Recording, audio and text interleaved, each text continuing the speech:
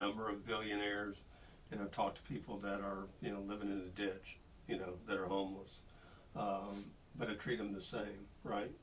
I tell people, I tell young kids and adults, you know, treat people with respect. Yes or no, sir. Yes, ma'am. No, ma'am. You're welcome. Please. Thank you. Open doors for people. Um, you know, um, and people pay attention to that. Woodley Oralus, the host of the Fresh Vision podcast. Today, I have a very special guest. I have Mayor Kent Guinn on the podcast today. Mayor Guinn, I've known you for some time, and it's been pretty interesting getting to know you and all the stuff you've done in the city. Introduce yourself to the people at home Sure. and give them a little bit about yourself. Okay, so my name's Kent Guinn. I'm currently the mayor of Ocala. My family came here back in, wow, like 1850. So I'm a fifth generation, and I'm married. Got a wife for 43 years. Got two boys. One lives here in Ocala now. Married with my first grandchild, little granddaughter. Got another son that lives in Tampa, and so that's kind of where I came from. One of the interesting things is I was adopted. So I was born in 1954. My birth mother came from New York, came down here, placed me for adoption with an organization called Children's Home Society, which I served on their state board for like 25 years. I still serve on their division board.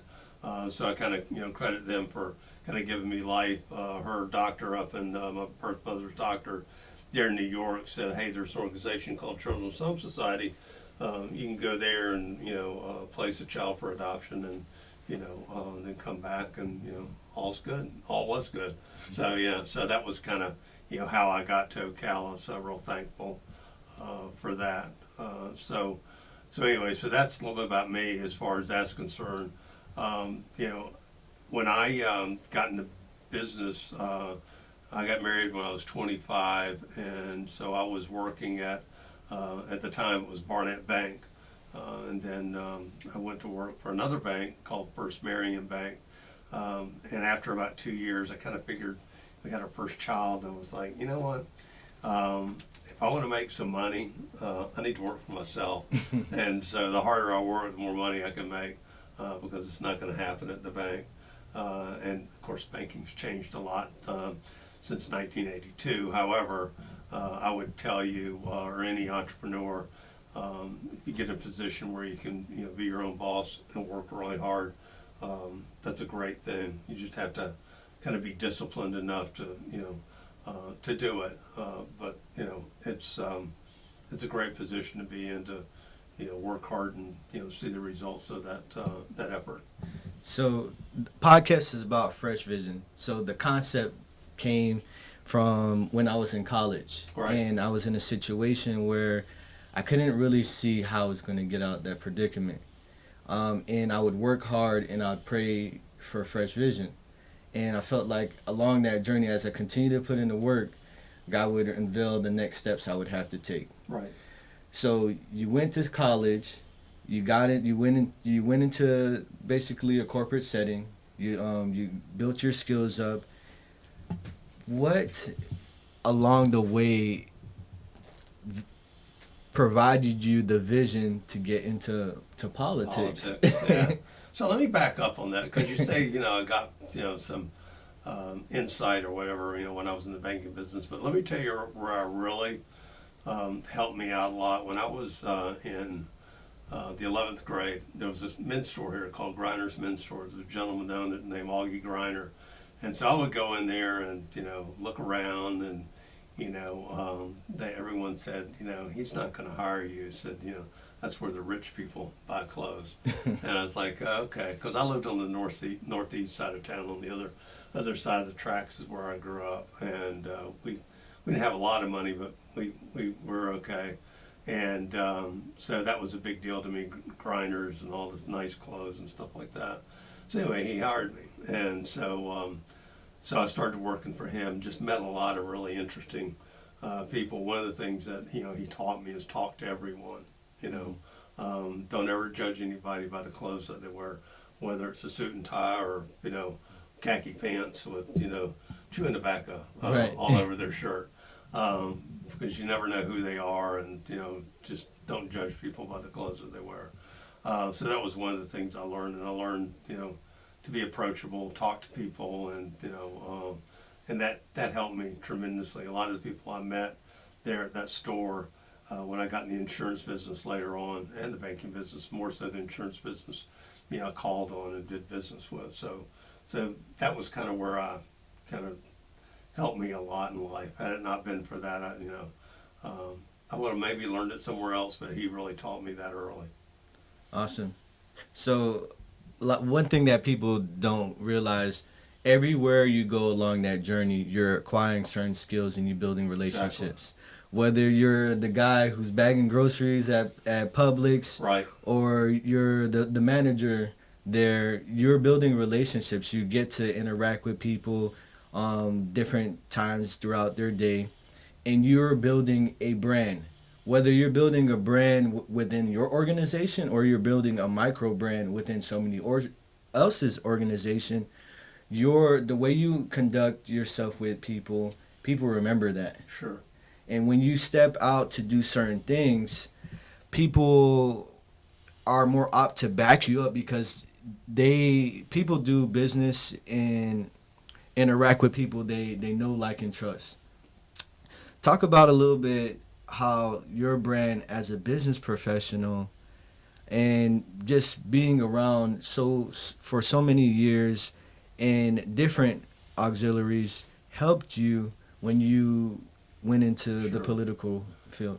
Well, I mean, as far as, talking to everyone, obviously you have to do that in politics. Right. And not be afraid to speak to people. One of the things I will tell you that, I think I did it, but it really hit home when I was told this story.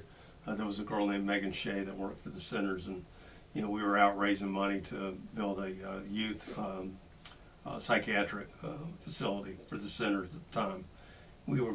I think we had raised about $800,000 at the time. Wow. Between land and money we had gotten. But, she was telling me a story about a little girl and an adult that had spoken at one of their fundraisers before, and the little girl, or the man told the little girl, she said, I don't know about you, but, I'm kind of nervous speaking in front of all these people, hundreds of people. And she said, she goes, you'll be okay. So just speak from your heart, and that's one of the things that I've always, when she said that hit home. And, whenever you're speaking to someone, whether it's in front of 1,000 people or just individuals, you're talking to, just speak from your heart. And it frustrates me so much to see, some of these elected officials speaking from and just scripts and things like that. Or you'll talk to someone in customer service, Right. that you're trying to solve a problem, and they just keep talking and talking, Mm-hmm. and you can tell they're reading from something. It's like, just trying to have a conversation with you. But I would say, that's one of the things that's helped me tremendously with people, is just have an honest conversation with people. Don't try to put on any airs or be someone you're not. Just be yourself, and people will like that, because it's so refreshing, and people are so unaccustomed to seeing people just be themselves, that, they'll like that. If they don't, well, They're not your people. they're not your people. You hit on something that is pretty dear to me. When it comes to interacting with different people, and it's not all about the putting on a facade. Right. A lot of people feel like they have to put on a facade in order to make connections, Right. which you really don't. No, not at all. What I find cool about you is that even though you're in one of the highest positions in the city, you make yourself approachable, Right. where even the common individual can have a conversation with you, and that says a lot to what you're trying to do within the city, the image you're trying to portray, not only just the image, but how you're trying to have that that synergy with the people where you can actually hear the issues that they have going on. What I've noticed in my own journey as an entrepreneur is at the end of the day, whether this person is a billionaire, a highly elected politician, you're talking to people at the end of the day. Correct. People that go home to their families, people that like to go on vacation, like certain foods, like to laugh. Right. So it's not about being a robot because Right. that's not real. Right. No, not at all. So that authenticity, how you feel like just being yourself, because you said when that young lady said that something is like, okay, it really hit home for you. How has that helped you along your journey more so? Well, I was going to touch on something you said there, about speaking from your heart and things like that, and just being yourself. One of the things that we talked about at the police department, and this kind of goes to what you're saying, is treat everyone with respect, and that's what I've tried to always do.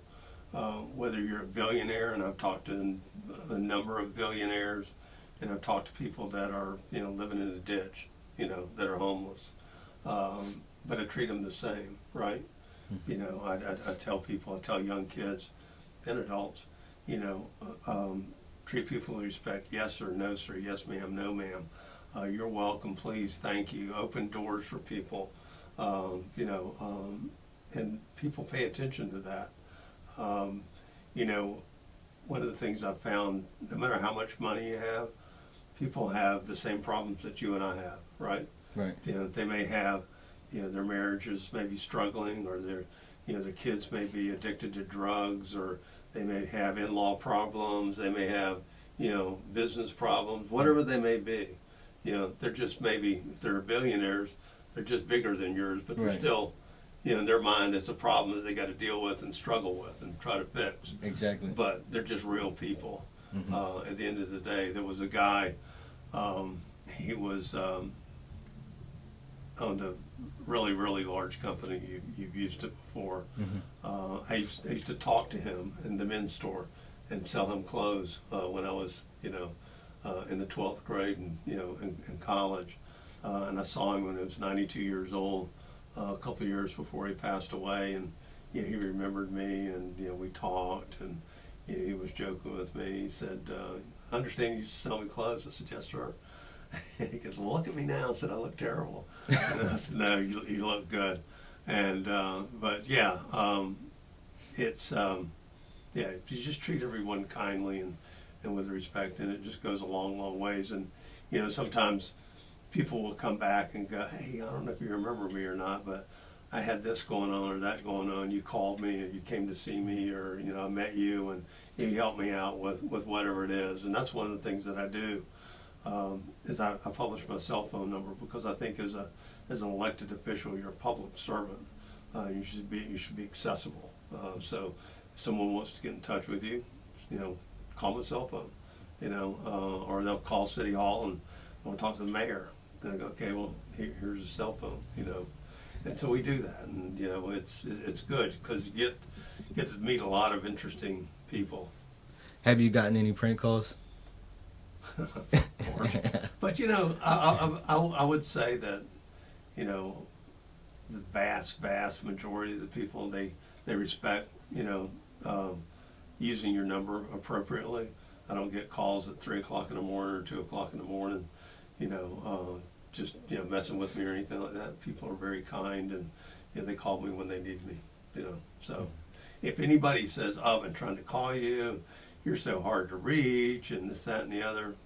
No, you haven't called me. I'm just kind of in the world to reach. But how can I help you? When they finally get me. What are some? You've been around Ocala for so long. What are some notable growth milestones or just moments in history that just stick out from you? Like, what's your top 3 or top 5 things? Well, I mean, us getting discovered as a distribution center, has been, amazing for Ocala. And I'll tell you, this is a great story. There's a gentleman, Patrick Hadley. I don't know if you know Patrick or not. Patrick was a young man that lived over in West Ocala that saw 18 murders in Wow. within about 4 blocks of his home in West Ocala. And Patrick used to sell peanuts out in front of City Hall, and he would, come to council meetings, and this is before my time, and say, "Look, we got to do something. This has got to stop." And so they did, and crime, went down. But Patrick got to be known in the community as a good guy, and helping everyone out, and a voice. He ended up being Governor Bush appointed him as the head of Front Porch in Florida, which is a housing initiative here. And so later on, when I was a councilman at the time, so I told Patrick, I said, "Look," I said, we need to do something. Let's get together and do something, not be a program for a program's sake, that can actually make a difference in West Ocala, and create jobs and create economic development. So we sat in my office and literally across from each other like this, thinking, Right. putting our heads together, so to speak. And what can we do? And so I looked up, and there was a picture. It was Children's Home Society's board, which was in Jacksonville.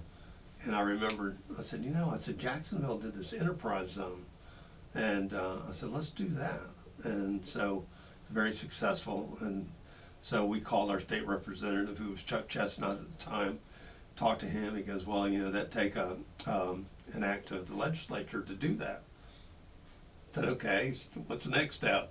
Mhm. And so we did it. The first year we did it, it failed. He sponsors on the House side another state senator, I can't remember her name. It wasn't Anna Cowan, but it was another one. She sponsored it, and it failed. Speaker Rubio was speaker at the time, and then it failed that time, but we got a lobbyist, Larry Creedle, becomes Speaker of the House, and it passed. And so FedEx, when they came, they took me aside and they said, tell you one of the reasons we came is because of your enterprise zone. We heard you had something to do with that. And I said, yes, sir. And he said, well, that's a big help to us. For them, it meant about $2.6 million in tax savings. But what it did basically was, if I was going to hire you, or I was going to hire you, you had the same abilities. I'm going to get a tax credit of about $3,600 for you. I'm not for you. If my business is in the enterprise zone, which FedEx was, and you live in the enterprise zone, it's a lot more money. So anyway, so it created hundreds of jobs. It helped FedEx get there. I think Chewy took advantage of it. AutoZone took advantage of it. So, it helped out a lot. The legislature let it sunset, and so it went away. Maybe we could get that back again. So, but yeah, that was two guys that didn't look like each other, so to speak, that wanted to do something, good for Ocala. And we just sat and figured it out and, got it done. Right. So, but that kind of started that, distribution business, and then everything started rolling kind of after that. Right. And I think Kane touched on it, like being able to have honest conversations, Right. brutally honest conversations Yeah, with people, allows you to actually facilitate growth and move in the right direction. When those minds are able to come together and actually look at what's going on for what it actually is, then they can actually put a plan in place to actually make it better. Right. And it can start with just two people. Right. Two people that have an idea, and then they start getting other people involved. Well, and I always say this, things like that happen because people talk to each other rather than at each other. Right. And so yeah, there's a great book Benjamin Watson wrote called Under Our Skin, and it's about misconceptions on with the white race and the black race, and just talking to each other and go, you thought this? Oh yeah, when I grew up, I thought this, and it's just it's just talking to each other and come to common understanding of like where you came from, where I came from, and misconceptions and misunderstandings. And now I'll tell you something, here now. I haven't told you before, but you remember the time that that I came to your cryptocurrency Yeah. event? So, I had committed to you that I would stay there for Mhm. that, and I did and spoke, and I thank you for that. That was on 9/11. I was supposed to be in about 2 or 3 different places at that time. I was supposed to be over at Rondo's for an event that he has every year, where they distribute food and things like that to first responders. Um, but I missed it. But I missed it on purpose because I had made a commitment to you to be at your event, and I wasn't going to break that commitment. Oh my! Wow, I didn't know that. Yeah. I appreciate you. I Yeah. really do. And me as an entrepreneur, I've been definitely a rising star in the city. That cryptocurrency event was definitely a lesson, and it says a lot because the attendance wasn't really what it was supposed to be. But you stood there and you still delivered as if it was a full crowd. Sure. And some people, it's an ego thing. I am this, and it should be like this. But the fact that you went up there and you still delivered and you did stay, it meant a lot, and it said a lot about yourself. Right. Yeah, a lot of people would have been like, some people would have been like, let their ego run and like, hey, I'm too good for this. But Yeah. you just made it work. Yeah. No. I appreciate you inviting me, and but yeah, I thought, when you make a commitment like that, you need to stay and do what you said you'd do. hmm Rondo actually came on 2 podcasts ago. Oh, really? Yeah. Yeah. Great. So Rondo and then Kevin and then you're on today. Okay. Wonderful. It's been pretty cool. Me seeing how the city has grown, and I deal with all types of people, walks of life, faiths, and at the end of the day, especially in business, it just comes down to just doing what you said you were gonna do, delivering, and we understand in this world stuff happens. Look how it's been raining. I was Sure. in Puerto Rico a couple of days ago for some business, and my flight got delayed 4 times Oh, and goodness. canceled, and then I had to stay there an extra 2 days. Oh, wow. So like things happen, but it's about having communication Right. with people when things happen, and that's how you keep good, strong, long-lasting relationships. Sure. I know you've been mayor of Ocala for so long, and you've seen things from being an employee, from being a business owner, to being at city council, and then now being the mayor. When it comes to like these different, they would say, hot topics, like what Kane was talking about, Right. what are some things that you've seen that yourself and Ocala has done to really address some of those things? Well, there's been things that have been, not so good.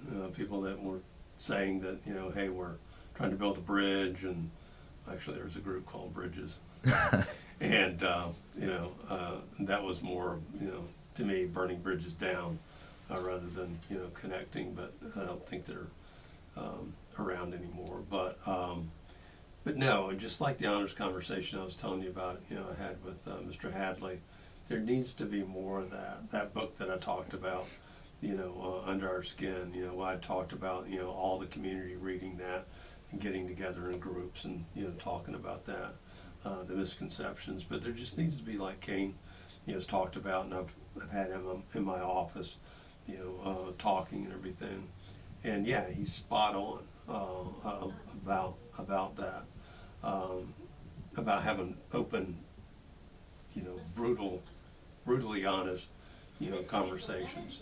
Might not agree with each other, but that doesn't mean you have to be, enemies or anything like that. Just understand where different people are coming from and be a good listener and just listen to people, what their heart is, and them not to be afraid and you not to be afraid to express, how you feel. When those things happen, people start to understand, yeah, okay, I get it.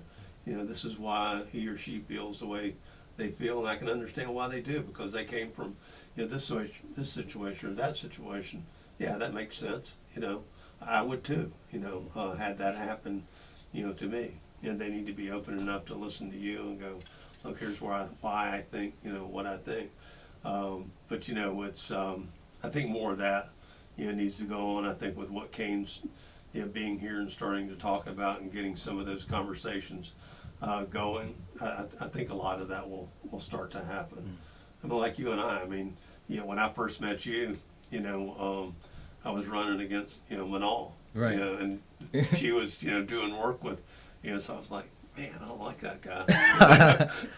But I got to know you and everything, and I like you, and so yeah, I think with Cain, what Cain's doing, what you're doing, yeah, I think a lot of these things are going to start to transpire as far as I shouldn't say healing, because I don't, but just getting to know each other in the communities, and what he was talking about with Reverend Jackson and Mr. Crump and stuff, some of the things that have happened in Ferguson, St. Louis, my good friend Mayor Greg Fisher in Louisville, he experienced some of that.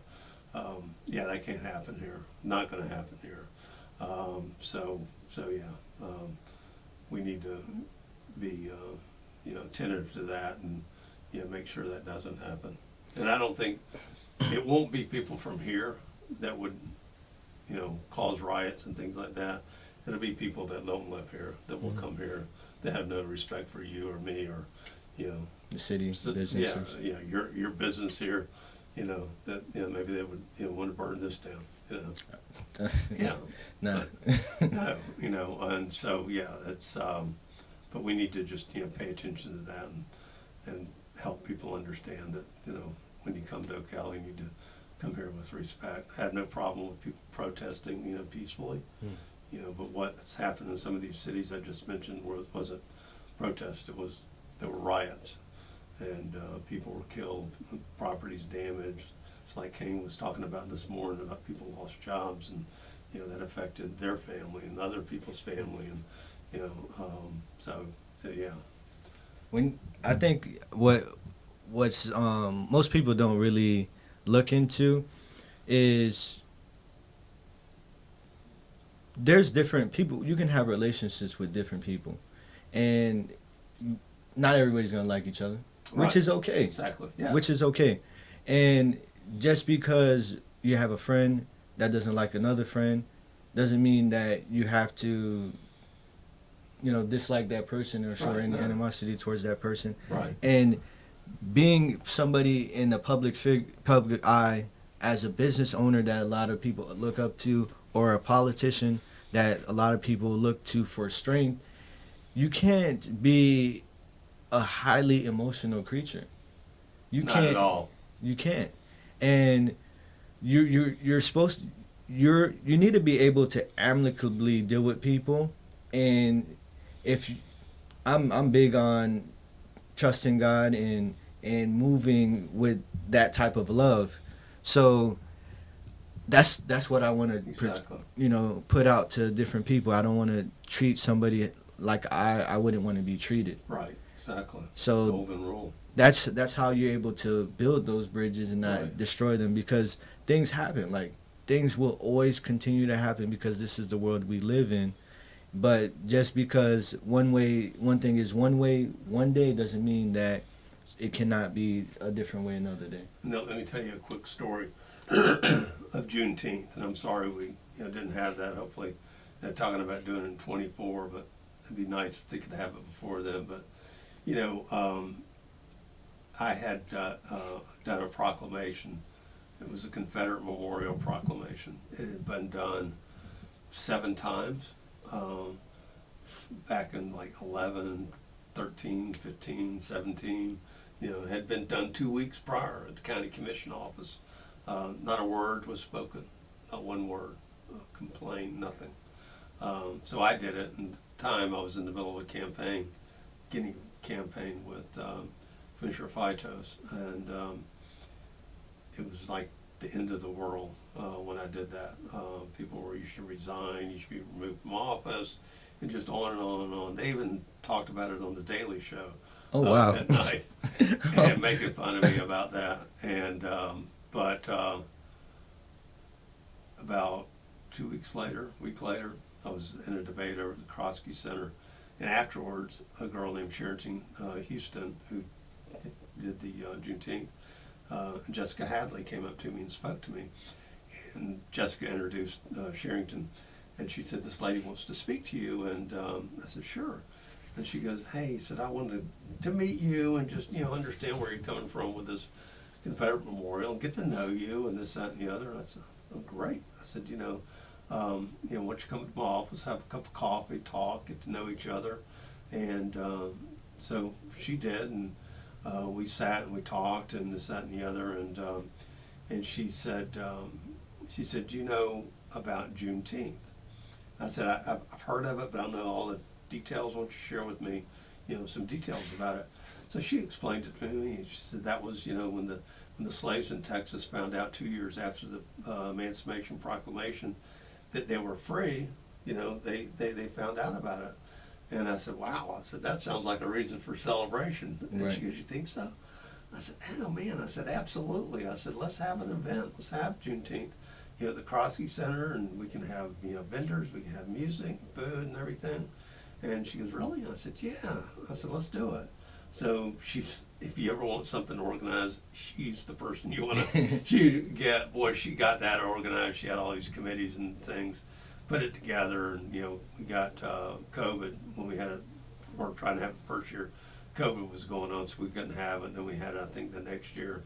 It was a wonderful event, and but my point is that would have never happened had it not been for me doing that proclamation. Sherrington and I would have never known each other. She would not have come up to me and talked to me because it would have been really nothing to talk to me about or get to know me or anything like that.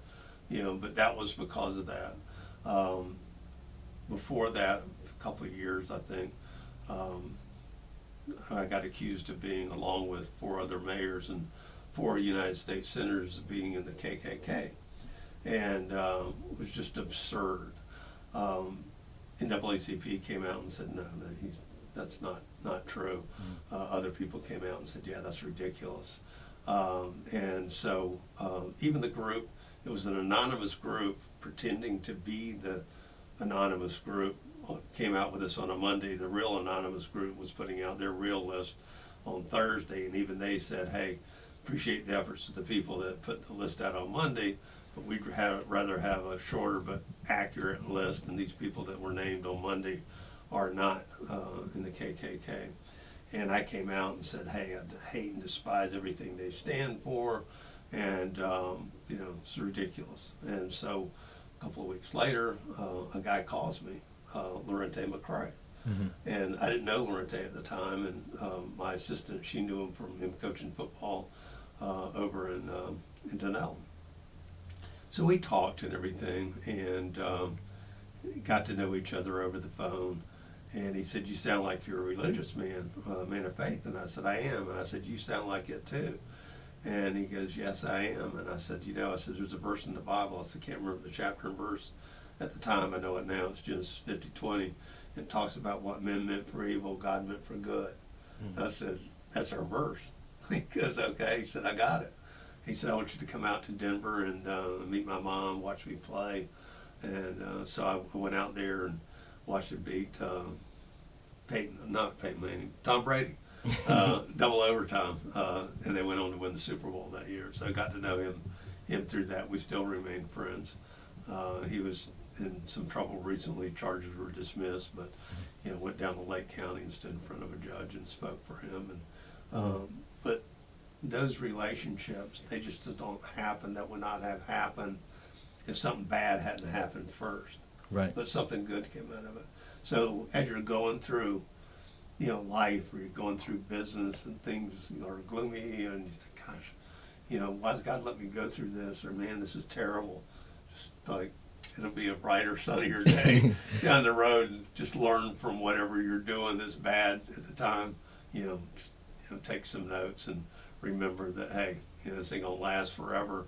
just be patient and learn from it. And tomorrow's another day, and the sun's going to come up, God willing, and Yes. keep going.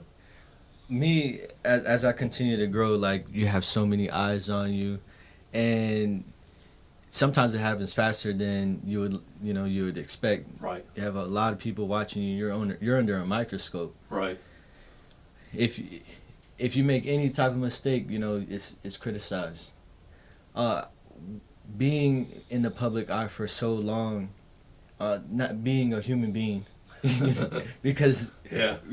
people expect when you're in a position of power for you to be absolutely perfect, flawless, and never catch a cold, nothing, right? Right. So, what are some things you tell yourself or that you turn to when you feel like you're receiving that hate or you're feeling that criticism to kind of like balance yourself out? Well, I mentioned that I have a wife of 43 years. She's known in our house as the voice of reason. and so, sometimes I come home and go, gosh, you won't believe what happened tonight at council meeting, or this person said that, this person said this. It's like, just relax. That'll pass. Don't worry about it. Somebody asked me about speaking in front of people, and there was a group called Day to Remember. It's a local band. They play in front of 70, 80,000 people in Europe when they play. Not my kind of music, but for them, it's great, and they're wonderful young men, very successful, very proud of them. But they came home to do a concert. It was like kind of a homecoming concert. It was at Tuscola Park. We had about 6,000 people there, and I gave them the key to the city. And so people were excited about that, them getting that key, and it was a great event, but it was just like a conversation here with us and giving them the key, but there were 6,000 people over here. You know what I'm saying? Right. But it's just a conversation. The same thing, I guess, would probably hold true with what you're doing. When you're doing it and you're in that moment, it's just you and whoever you're dealing with. You don't. That's just a circus out there. You don't pay attention to it. Pay attention to people, but all the hubbub and the controversy and stuff like that. You just like do the right thing, stay focused and just keep doing it. And then when it's all over with, people will say, yeah, you did a good job. I'll tell you a quick story too. There was a guy, and I'm not going to remember his name, and I wish I did. I'll remember it here in a second, but he, black gentleman, leader in the community. He's passed away, unfortunately.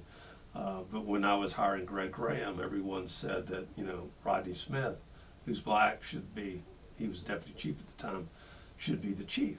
And they were saying, you're doing all this wrong and this, that, and the other, and you shouldn't be doing this, and we need to have a committee and this, that, and the other. And I mean, I knew who I wanted to hire because they were going to work directly for me. So I wanted to get the person that I wanted. And he called and he said, let's have a meeting, you and I, and talk about what you're doing.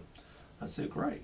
And so when he came, so did about 20 other people were coming out of the elevator at City Hall, and I was like, wow, what's this? And he said, I didn't invite them, but they heard about it. They want to be here, and TV cameras, and I said, that's fine. And so we got in the conference room at City Hall there, and talked. I went around for about 3 hours, answered every question, and this, that, and the other. Next night for about 3 hours, I'm answering all the questions and about the process was wrong and this, that, and the other. We elected, council appointed Greg, and that was it. So here's a guy that I disagreed with, and this guy was also like a lieutenant colonel, retired in the Marines. And so, but he calls me the next day, and he said, look, you did a really good job. I would have done the same thing that you did. He said, now let's work together. Can't tell you how much that meant to me for that guy to call me and tell me that. But that's what I'm saying. When you're in the moment, you're just doing, you're doing the right thing. Just keep doing it. Don't pay attention. You can listen to them, but don't let that distract you from what you're doing. And just, if you're doing the right thing, and just keep doing it, because you will be in business and politics. You'll be tested. That's what I told Ben Marciano. If he becomes the mayor, I said, you will be tested early. And that was 2 weeks after I had become mayor. That conversation that I just had, that was 2 weeks. Wow. I'd been mayor. And chief resigned, and it's like, okay, now what? And so anyway, so yeah, it's just stay focused, stay doing the right thing, don't waver, and good things will happen. Absolutely. That would be my advice to entrepreneurs and people, just in general, when you're tested like that, because you will be tested. For sure, because you're still living. Yeah, right. You're still living, and you're still out to do great things. So there's always going to be there's going to be some really great days, and there's going to be some rainy days, just like the weather we've experienced lately. Yeah. Sometimes it's really hot, sometimes it's cold, sometimes it rains. So you have to just be able to adapt, right, and go through the day. Yeah. Where can people, if somebody wants, you said your cell phone, but what ways should somebody go about trying to reach out to you to address specific topics, and if they're trying to spearhead change and want to work together? Sure. How would you suggest they go about that? Well, like the folks that I talked about, they called and, they just come to my office, we sit and have a cup of coffee, but just call City Hall or call my cell phone. I would probably tell you to, call my assistant, Paulette Gonzalez at City Hall, say, hey, I want to meet with the mayor. And so she'll walk in there and say, hey, this person called, they heard you on your podcast, and they want to talk to you, and we'll set an appointment and we'll talk. That easy. Yeah, and it really can be that simple. Just a quick story. I remember when I was at Florida A&M University, and I was doing like an entrepreneurial event, and I wanted to get Florida State involved and the local TCC involved. And I was talking to my fellow students at FAMU. I was like, hey, I'm gonna get Florida State involved. They're like, how are you gonna do that? Like, they won't give you the time of day. I'm like, watch. So I get in my car, I drive, Florida State's right there. Right. So I drive over to Florida State, it takes me like 3 minutes to get there. I park, I go to the business school, I take the elevator to the second floor. Right. And then I walk into the dean's office. I say, hey, I got this event going on. Back then it was like April 16th of 2016. I was like, I have this event coming, and I'd love to get, your student body involved. She took a look at the information that I had, and she was like, okay, I'll send an email blast out to the students. And it's literally can be that simple, but people make things too complicated because of whether they're projecting their own personal feelings on something, their own doubt and stuff like that. But it could be literally one car ride away and one elevator ride to the result that you want to get. Absolutely. I appreciate you coming out, like always. Sure. You always in my experience, you've been accessible, approachable, and I really appreciate you making the time in your busy schedule coming out to different events that we have. You're welcome. Glad to be here. Absolutely. All right, everyone. We'll see you on the next episode of the Fresh Vision Podcast. Take care.